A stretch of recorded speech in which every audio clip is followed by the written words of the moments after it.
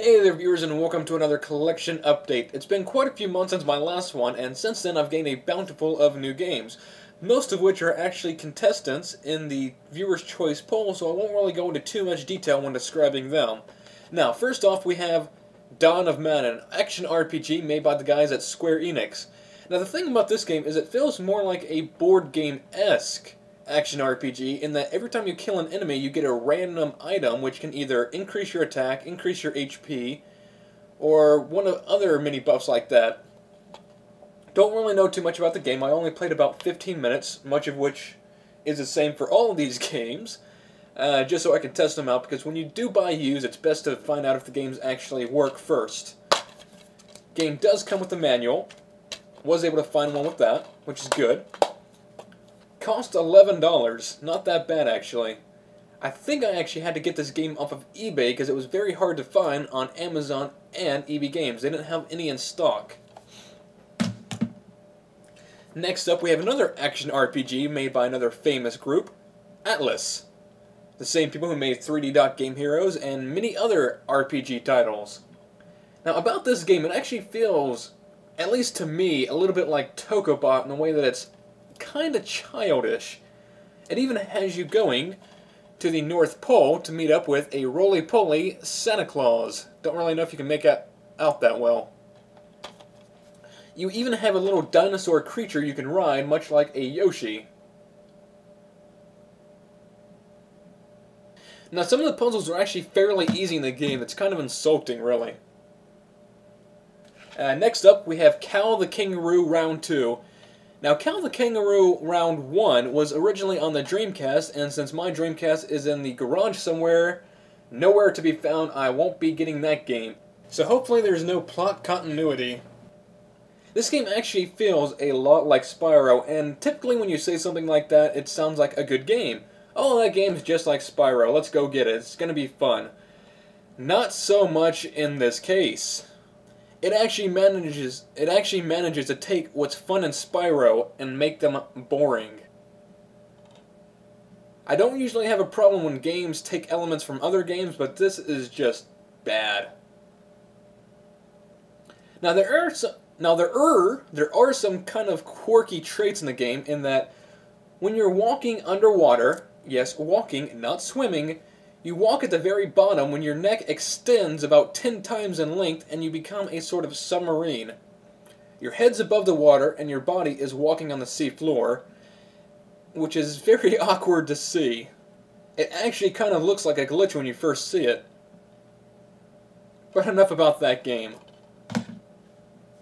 Next we have Kia Dark Lineage, which is actually one of my more favorable games of this collection update. Mostly because of the way it plays and the upgrading abilities you have there within. You can even exercise your enemies into allies who will eventually open up shops for you to buy stuff from. A very interesting concept that kind of reminds me of the Dark Cloud games. It's just a shame that this isn't getting that many votes in the viewer's choice poll. But who knows, maybe I'll do an LP of it later this year anyways. Next is Majin and the Forsaken Kingdom, another one of those escort games, much like Enslaved, Ico, or that other game that's being made by Ico Studios that I cannot remember the name of off the top of my head. Now the one annoying thing in this game that I've noticed so far is the voice acting of the Majin. Typically I don't complain about things like that, but he just reminds me so much of Lenny Smalls from Of Mice and Men. It's a cute little bunny rabbit. I will pet him and squeeze him and I will call him George. That is what he sounds like in the game.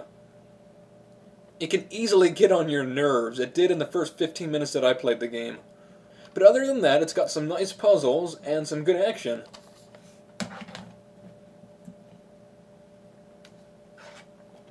Next we have Prototype. Pretty much just think Infamous, but more dark and more demons, and monsters, and aliens, and all that type of good stuff.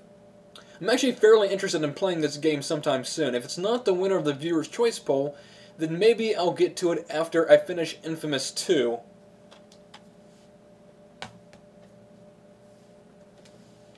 Next up is the Tak and the Power of Juju trilogy. I got these games for roughly $11 in total. Now there is a fourth game, but I decided to go against getting that, mostly because of the fact that it's not really that well received. Now what's interesting about these games is that they are made by Nickelodeon Studios, for the most part, even though these games came out before there was a television series based on them. This is actually a viewer-submitted request that I get these games, so thank you to the person who submitted this idea. I cannot remember your name, I apologize.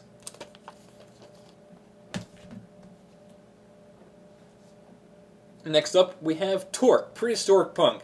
Yet another viewer-submitted idea, which actually kind of reminds me of the Crash Bandicoot games, not the ones that came after Crash Twinsanity, the original ones. Mostly due to the fact that they are very linear in their levels. Now later in the game you can transform into different you can transform into different characters, which allows you to access different areas. Now I believe he goes into different time eras too, so he's a bit of a time traveler. Yeah, meet Tork Cave Kid, Shapeshifter, and time-traveling Bone Buster. And finally, from the Viewer's Choice poll, we have 3D Game Heroes, a game that doesn't really need much explanation. It is an homage, and that is homage, not rip-off, of the original Zelda games. Now, the one problem I do have with it isn't to do with the game itself, but to do with the community. After its release, and for a few months thereafter, there was a website dedicated to user-submitted character designs, where you could download and import them into your game, allowing you to play a huge range of different characters, from Lolcat to Sephiroth. Now that site has since been shut down, which kind of sucks because now I'm pretty much either relying on my own creativity and originality to create a character, which ain't gonna happen, or just gonna have to use one of the already designed characters in the game. Now there are some DLC I can get. I think there's a Sackboy character. There's a few other characters online I could probably get, maybe a Link or a Zelda. No Zelda. But yeah. Hopefully I can get a more original character than the ones they have in-game, because the ones I've seen aren't really that great. Maybe I'll play as a $sign. And now on to the games that have nothing to do with the Viewer's Choice poll, starting off with Disney's Epic Mickey, another morality-based game much like Infamous. Now what's sad about this game is the fact that they scrapped a great idea they had in the original version. Originally, the more you played the good Mickey Mouse, the more you looked like the classic Mickey. The more you played the evil Mickey, destroying things, the more you look like a rat. Why they scrapped that idea, I have no clue. It would have been nice to see. Now you just have some little sprite following you around, either a red or a blue fairy. Now what I am hoping to do with this game is a few days prior to the start of the LP, I will open up a video poll asking you viewers which type of route you want me to take. The good Mickey who heals everyone and befriends everyone and gets the good ending and the good side quest, or the evil Mickey who ends up destroying everything with the bad ending. I'll probably end up doing the exact same thing for Infamous 2 as well. Next up we have a very rare treat, Mag, the very first-person shooter I've ever bought for a console. I mean, I've got plenty of FPSs for the PC. I've got Crysis, I've got Call of Duty, I've got Medal of Honor, Battlefield, Half-Life, Unreal Tournament, Team Fortress, countless FPSs for the PC, but this is the first I've bought for a console, mostly because I've made note in the past that my aim sucks with an analog stick, so I've kind of avoided them for the longest time. But considering the fact that I was able to get this game for $1, I couldn't pass it up. Go Hastings was having a special, buy 2 games, get one for $1, and that was the game that came up for the $1. Next up is Metal Arms, a game that is a little bit reminiscent of Ratchet and Clank, thanks to the robot who even looks a little bit like Clank. Then the fact that it's a third-person shooter with countless different guns. I think a total of 17 in all. Now, I just got this game the other day in the mail, so I haven't had a chance to pop it in yet, so I don't really know much else to say about it, so I'm just going to put it over here to the side. Now, here's a game a lot of you have been bugging me for quite a while to get. Monster Hunter Tri. Now, I've actually heard that some people have been clocking up to 400 hours on this game, so chances of me LPing it are kinda slim to none. And just so you know, I'm not really new on the Monster Hunter games. In fact, one of the first games I bought for my PS2 was the original Monster Hunter game, so I do know what I'm getting into. Still the same, I don't really know how much I'm going to end up clocking into this game. Who knows, maybe if I get really active in the game, I'll pass out my Wii friend code. Now, thankfully, I do have the Wii Speak that I got from buying Animal Crossing City Folk, so buying this game used wasn't that big of a deal. Still, sadly, no manual. Such is the case when you buy used, that's the risk you take. So I'm hoping that there's nothing too important in that manual. Speaking of long RPGs for the Wii, next up we have Opoona, a fairly quirky game with a unique trait in that if you so choose, you can play the game with just the nunchuck alone. The game actually got fairly good ratings in Japan, however in America, not so much. Probably because of the fact that a lot of people weren't able to get past the very slow and daunting beginning of the game. Now, it's been reported that it doesn't really pick up until you get another character, which doesn't happen until later in the game. Now, from what I've read, you actually attack and fight with these balls on your head or beneath your feet. How she fights, I don't know, because she doesn't have any balls.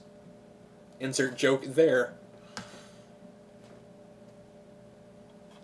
Next up we have Primal, a game I actually bought thanks to the LP of Scottish Duck. Now, I didn't really watch too much of the LP because I didn't want to get spoiled on what happens, but I do know that the character ends up evolving and gaining different powers throughout the game. Now, I actually tried playing a little bit of the game, but wasn't able to get too far because the first 30 minutes are pure cutscene. Oh my god. Primal almost cost me all those games. Maybe I shouldn't be placing them on this edge like that. Now that that mess has been cleaned up, last, but certainly not least in this collection update is something that cost me $70. But that's okay, because it's 7 different games. The entire Ratchet & Clank series.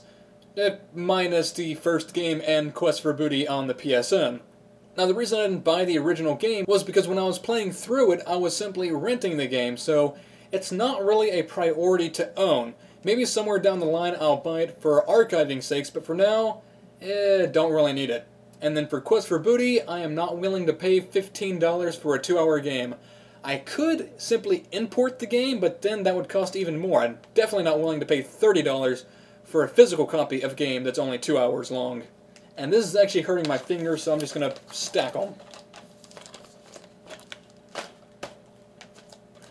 Now, this also helps to put to rest any rumors or doubts that some people had that I wasn't going to be doing the future trilogy. Well, now I own them, so you don't have to worry about that any longer.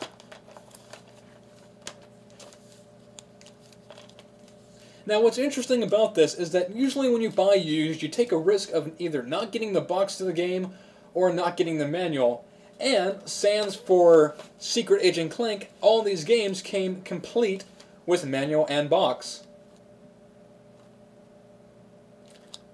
So, for $5, I got Ratchet & Clank 2 with the nice little manual, the flip book.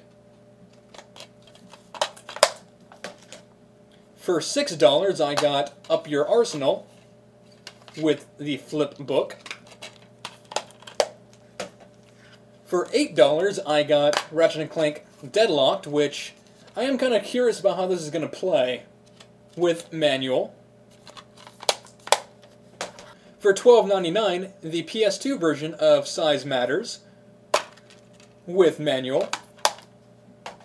For $8, the PS2 version of Secret Agent Clank with no manual, sadly.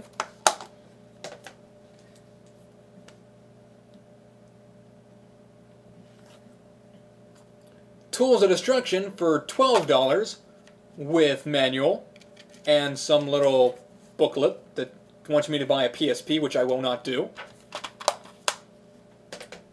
And finally, for $17, a Crack in Time with a cute little manual, actually.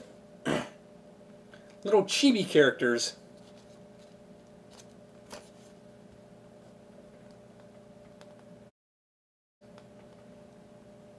Aw, look at Clank. But there we go. There is your collection update for March 5th or 6th. Probably 6th by the time this gets uploaded. So until next time, adios.